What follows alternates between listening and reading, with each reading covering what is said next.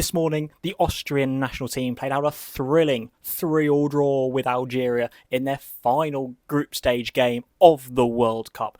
But today, this afternoon, it was the turn of the Austrian Grand Prix, the home of Red Bull, the Red Bull Ring in Spielberg, Austria, and it's round 8 of this year's already pretty thrilling World Championship fight between now 3 drivers. Antonelli still in first place in the World Championship, despite not having won a race in 2 races. George Russell now back second in the championship after today's victory around Austria, and Lewis Hamilton firmly now in 3rd place in this World Championship and definitely in the fight for the title in 2026. Austria, the race normally is actually quite good. This year I feel like it was on the edge of it was on the fence between, it was all right and actually a decent race.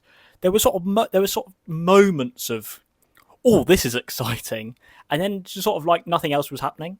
Like you sort of got the retirements that you expected to happen, which we'll get into, and then some lovely battling at the beginning of the race and sort of just under halfway through, and it was all sort of it just happened. I don't know how to explain it, because it wasn't like a generational race where you're like so much stuff happens that it's just nuts, but it also wasn't a race where absolutely nothing's happened and you've got nothing to talk about. But I think it's closer to that than the generational race. As ever, let's go through the retirements of the Austrian Grand Prix in 2026. It didn't take long for us to get a retirement in this race. It was only 2 laps in when the Cadillac shock of Valtteri Bottas was forced to retire. His brakes absolutely on fire. There's no recovering from that. He was in the pits by lap 2. And he was out of the race. It's just, I don't know what's going on with Cadillac and their brakes, but they seem to always be on fire, no matter what. I mean, this weekend, it was almost more likely to happen just because of how hot it was. I think Cadillac have issues with their brakes every weekend. I think Monaco was a prime example of that. Perfectly normal weather, probably. Fiery brakes again. And it really didn't get any better for Cadillac. It very rarely gets better for Cadillac, actually, thinking about it. But on lap 5, their weekend was over, as Perez also then pits on lap 5 to retire his car. Not quite sure what was actually wrong with Perez's car. Could have been anything at this point.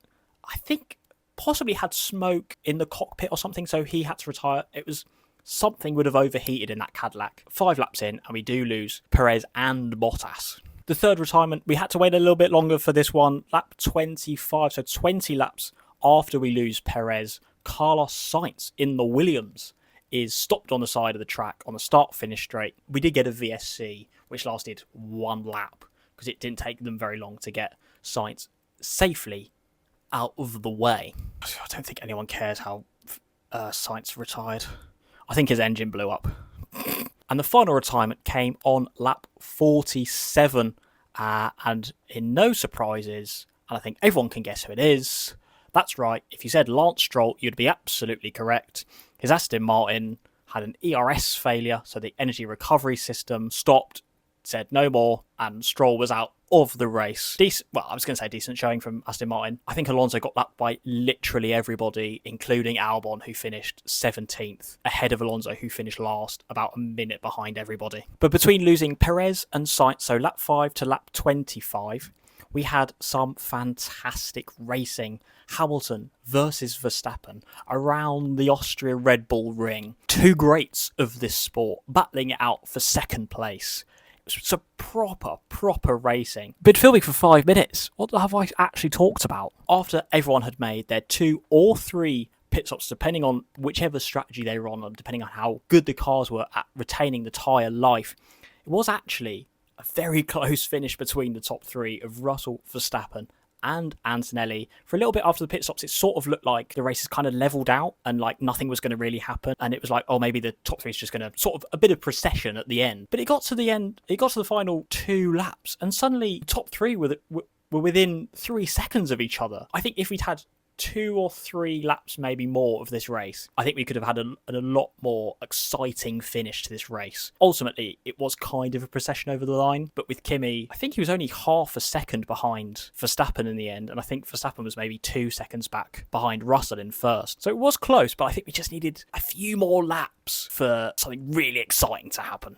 Thankfully, we don't have to wait long for the next race, as next week is the British Grand Prix. And with George Russell now, hopefully, with a bit of momentum behind him after finally winning a race, his first win since Australia, the opening race of this season. Hopefully, he can go into that weekend, bit of momentum behind him, and really push on for a win at Silverstone. And as now, obviously, I am an influencer, I need to ask everybody to follow me and like the video and stuff.